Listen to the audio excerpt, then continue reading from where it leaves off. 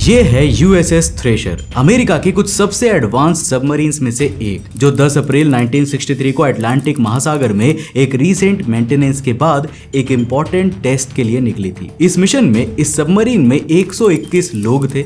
Submarine का test simple था, इसे अटलांटिक ओशन की 1000 फीट गहराई तक डाइव करके वापस समुद्री सतह तक आना था। सारे सेफ्टी सिस्टम ऑलरेडी चेक हो चुके थे, लेकिन इसके बावजूद कुछ अजीब और डरावना होता है, क्योंकि ये सबमरीन उन 121 लोगों के साथ समुद्र की गहराई में तो उतरती है, लेकिन कभी भी वापस सतह पर नहीं आती, बल्कि बस उससे लास्ट कम्युनिकेशन करने वाले जहाज को एक तेज आवाज रेडियो पर सुनाई देती है। लेकिन पूरी दुनिया तब और भी डर जाती है जब इस सबमरीन के टुकड़े ऐसी हालत में समुद्र में टूटे बिखरे मिलते हैं, जैसे इसे बाहर से किसी मॉन्स्टर ने धक्का देकर अपने दांतों से फाड़ दिया हो। और एक और शॉकिंग बात, रेस्क्यू मिशन तुरंत लॉन्च किए जाने के बाद भी इस सबमरीन के टुकड़ों में उन 121 लोगों में से किसी का भी शरीर नहीं मिलता। जिस घटना के बाद पूरी दुनिया में यही सवाल घूमने लगा कि आखिर अमेरिका के इस एडवांस न्यूक्लियर सबमरीन के साथ उस दिन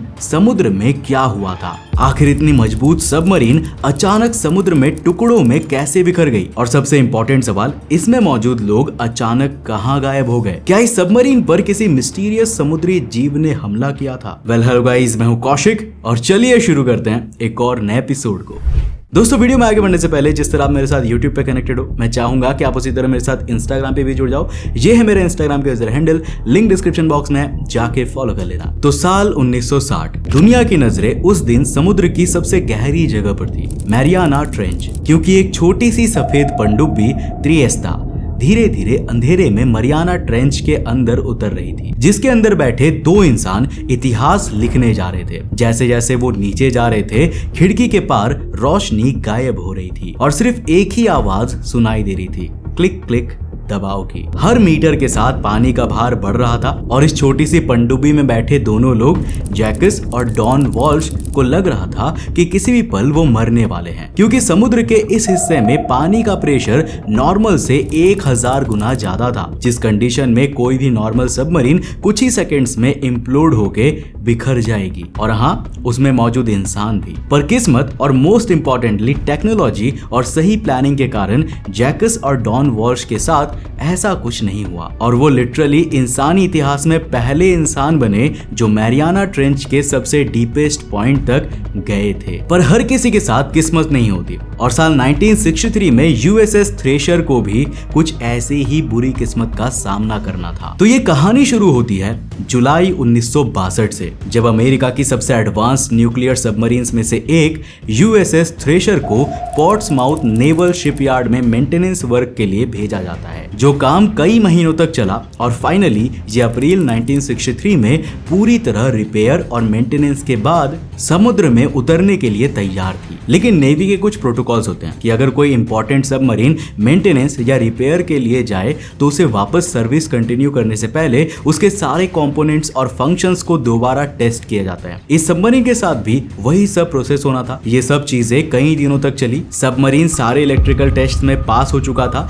जिसके बाद बारी थी अब इसकी डाइविंग कैपेबिलिटीज को चेक करने की। वैसे नॉर्मली ये सबमरीन समुद्र में 1000 फीट की गहराई तक जाने के लिए बनाई गई थी, एंड टेस्ट भी 1000 फीट की डाइव का ही था। थ्रेशर के अंदर 129 लोग थे, नौसेना के अधिकारी, इंजीनियर्स और टेक्नीशियंस, जिनके लिए ये बस नॉर्मल टेस्ट था। लेकिन किसी को भी अंदाजा नहीं था कि अगले ही पल वो इस समुद्र में खो जाएंगे। तो ये टेस्ट शुरू होता है। टेस्ट की सेफ्टी इंश्योर करने के लिए सरफेस पर एक खास रेस्क्यू जहाज तैनात किया जाता है, जिसका नाम था यूएसएस स्काईलार्क, जो हर वक्त इस सबमरीन से टेस्ट के दौरान रेडियो सिग्नल के थ्रू कम्युनिकेट कर रहा था। धीरे धीरे अब सबमरीन डाइव लगाने लगी। सबमरीन अपनी सारी इंफॉर्मेशन और रीडिंग्स सरफेस पर मौजूद रेस्क्यू शिप यूएसएस स्काईलार्क से शेयर कर रही थी। सब कुछ ठीक चल रहा था। सबमरीन के डेप्थ नापने वाले मीटर्स धीरे धीरे गहराई बढ़ती दिखाने लगे। सभी क्रू के लोग अपना काम कर रहे थे, पर तभी ऊपर मौजूद यूएसएस स्काईलार्क ने महसूस किया कि जैसे जैसे थ्रेशर सबमरीन गहराई में जा रही है उसकी रेडियो कम्युनिकेशन बीच बीच में टूटने लगती है। आपको लगेगा कि ये नॉर्मल है कि गहराई में जाने पर सबमरीन के रेडियो सिग्नल्स वीक हो रहे हैं, लेकिन आपको बता दूं कि ये सबमरीन न्यूक्लियर पावर्ड थी और इसमें काफी पावरफुल रेडियो कम्युनिकेशन इंस्टॉल किए गए थे जो समुद्र के कई हजार फीट नीचे भी प्रॉपर सिग्नल्स ट्रांसमिट कर सकता था। इन शॉर्ट, सिर्फ कुछ 100 फीट गहराई में जाने से थ्रेशर सबमरीन का रेडियो कम्युनिकेशन इस तरह बार बार लूज होना नॉर्मल नहीं था और ये इंडिकेट कर रहा था कि सबमरीन के पावर सप्लाई सिस्टम में जरूर कोई परेशानी है जिससे इसके कम्युनिकेशन सिस्टम को सही से एनर्जी नहीं मिल पा रही है। पर ये एक और पजलिंग चीज थी क्योंकि ये सबमरीन तो एक न्यूक्लियर सबमरीन थी जिसमें न्यूक्लियर रिएक्टर लगता था, यानी एनर्जी सप्लाई कम होने का कोई भी सवाल नहीं उठता अनलेस रिएक्टर बंद हो जाए।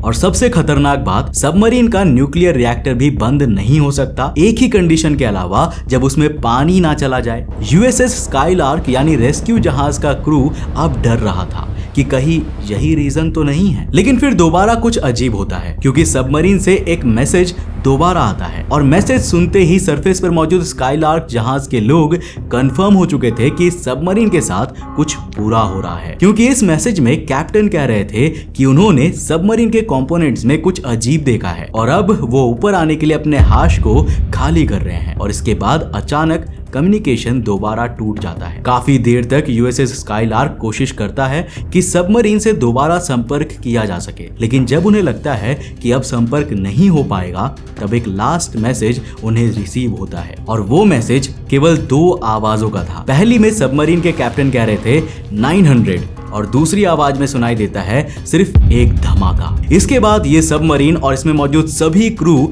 हमेशा के लिए शांत हो गए। पर आखिर 900 का मतलब क्या था और स्काईलार्क ने जो आखिरी धमाके की आवाज सुनी थी वो क्या थी? क्या यूएसएस थ्रेशर में कोई एक्सप्लोजन हुआ था? वेल, इन दोनों मैसेजेस से ये तो साफ था कि सबमरीन के साथ कुछ बुरा हुआ है, इसलिए तुरंत इस सबमरीन को ढूंढने के लिए एक सर्च मिशन लॉन्च हुआ। लेकिन काफी कोशिश के बाद भी किसी को वो सबमरीन नहीं मिली, जो कि काफी अजीब बात थी क्योंकि सबमरीन तो यूएसएस स्काईलार्क रेस्क्यू जहाज के बिल्कुल नीचे डाइव कर रही थी और इसका साइज भी करीब 300 फीट का था। अब इतनी बड़ी सबमरीन आखिर समुद्र में ऐसे कहां गायब हो सकती थी, यही सवाल सबके मन में था। और तभी एक डरावनी डिस्कवरी हुई। सर्च मिशन के दौरान अंडर वाटर आरओवी कैमराज ने कुछ डरावना मंजर रिकॉर्ड किया, कुछ टूटे टुकड़े और एक चिप्ड मेटल शीट, वो भी कई टुकड़ों में बिखरी हुई। जब कैमराज ने ध्यान से उन चीजों को देखा तो सारी सच्चाई सामने आ गई थी। ये ही थी यूएसएस थ्रेशर जो कुछ समय पहले 121 लोगों के साथ इस समुद्र में उतरी थी। लेकिन अब सवाल उठता है कि आखिर इसके साथ ऐसा क्या हुआ कि कुछ ही 100 फीट नीचे ये सबमरीन आज पीसेस में अटलांटिक ओशन में पड़ी है। कहीं इसका ये हाल किसी ने किया था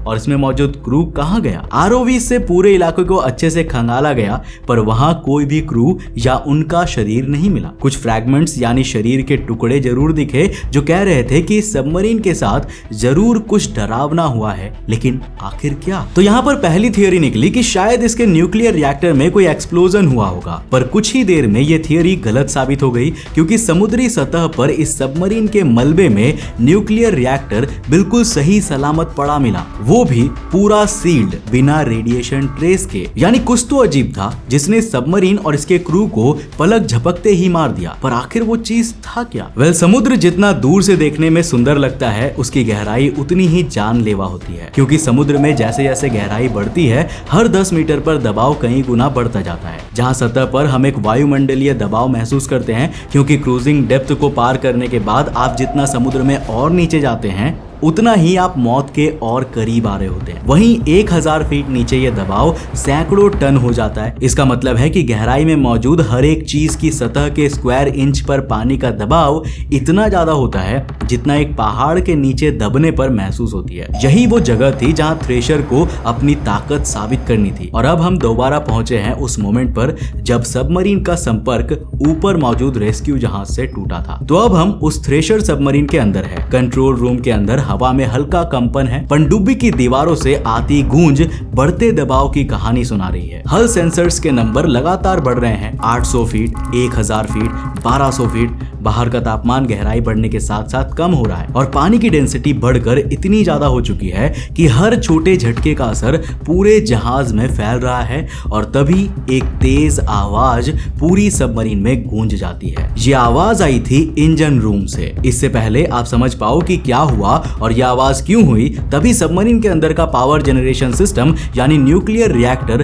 बंद पड़ गया। जिसका मतलब अब आप समझ चुके हैं, यानी सबमरीन में कहीं से पानी घुस रहा है जो न्यूक्लियर रिएक्टर तक पहुंच चुका है और उसने रेडिएशन लीकेज से बचने के लिए सेफ्टी प्रोटोकॉल के तौर पर रिएक्टर को बंद कर दिया है। पर इसका मतलब ये है कि अब आपकी ये पूरी सबमरीन बिना पावर के समुद्र के 1000 फीट में है, या शायद नहीं, क्योंकि अभी भी आपके बैलास्ट टैंक्स पानी से भरे हैं। और अगर आप सबमरीन की वर्किंग जानते हैं तो मैं आपको बता दूं कि ये वही टैंक्स होते हैं जिनमें पानी भर के या निकाल कर सबमरीन को समुद्र में डाइव कराया जाता है। और अभी ये बैलास्ट टैंक्स पूरी तरह पानी से भरे हैं, जिनके कारण ये सबमरीन 1000 फीट की गहराई पर रुक नहीं रही बल्कि और गहराई में डूबती जा रही है, जो कि काफी डरावना है, क्योंकि अगर ये कुछ सेकंड और चला तो क्रू जानता था कि उनकी जान जाना तय है। और हाँ, डूबने से नहीं, क्योंकि उसमें शायद कई घंटे लगने वाले थे और सबमरीन इतनी तेजी से पानी से बाहर भी नहीं आ रही थी, बल्कि क्रू का डर था समुद्र की गहराई और पानी के दबाव से। शायद अब तक आप समझ चुके होंगे कि आगे क्या होने वाला है।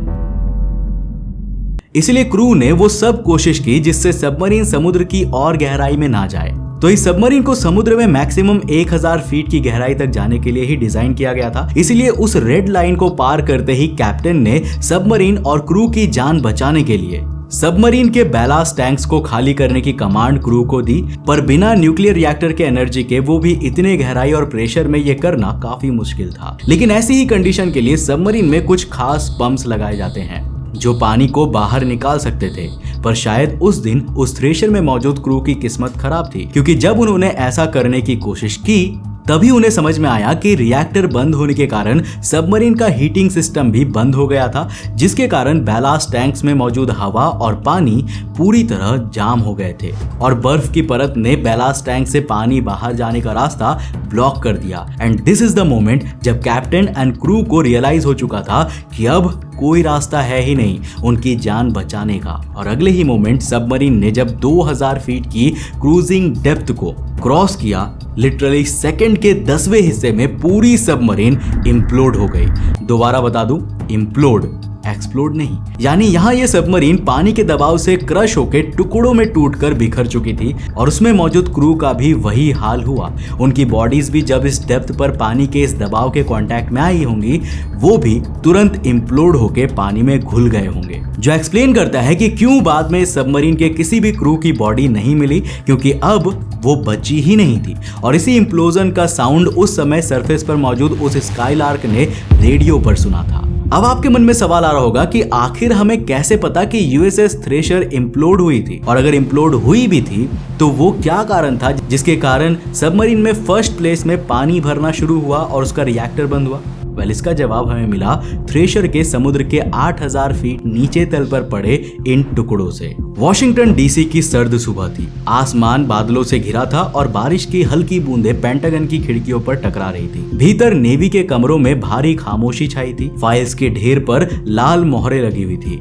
और लिखा था क्लासिफाइड यूएसएस थ्रेशर। इस सिंकिंग ने, जिसने 129 क्रू की जान ली थी, उसने पूरे अमेरिका में गुस्सा भर दिया था। सबको जवाब चाहिए था कि आखिर उनके जवानों के साथ ये हुआ क्या। सर्च टीम ने सैकड़ों पन्नों के डेटा को, सोनार रीडिंग्स को और समुद्री मॉनिटर लॉग्स को खंगाले। हर लाइन में एक संकेत था कि कहीं कुछ अचानक सबमरीन में हुआ था जिससे न्यूक्लियर रिएक्टर बंद हो गया था। लेकिन क्या हुआ था? पहले कई महीनों तक नेवी को वो जगह ढूंढनी पड़ी जहां थ्रेशर गिरी थी। रडार और सोनार सिस्टम से समुद्र की तलहटी को नक्शे की तरह स्कैन किया गया। कई महीनों बाद मलबा 8400 फीट नीचे बिखरा हुआ पड़ा मिला।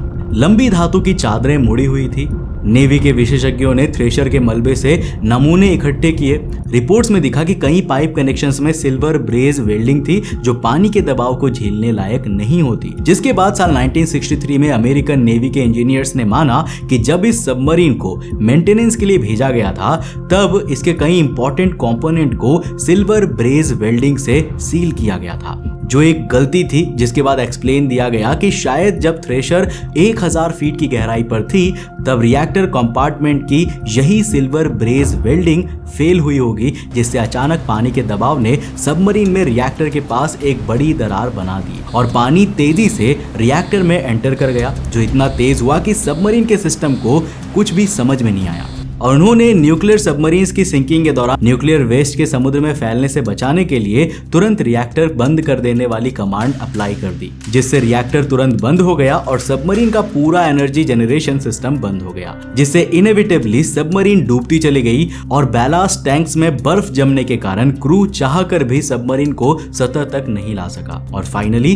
सबमरीन में इम्प्लोजन हुआ और सभी क्रू की जान चली गई। इस घटना ने नेवी को अंदर तक झकझोर दिया। एक पूरे देश को एहसास हुआ कि टेक्नोलॉजी की गति से पहले सुरक्षा का ढांचा खड़ा करना कितना जरूरी है। और इस ट्रेजेडी के बाद ये मेक श्योर करने के लिए कभी ऐसा ना हो, अमेरिका ने एक सब सेफ प्रोग्राम शुरू किया, जिसमें एक स्पेशल डिपार्टमेंट बनाया गया जिनका काम था कि समुद्र में उतरने से पहले वो सबमरीन्स के हर स्ट्रक्चर को पहले से हर तरीके से चेक करे। यहाँ तक कि सबमरीन्स के इंपॉर्टेंट वॉल्व्स को एक्सरे और कंप्यूटर सिमुलेशंस में भी टेस्ट किया जाने लगा। वैसे अगर आपको कभी सबमरीन में जाने का मौका मिले तो क्या आप जाओगे?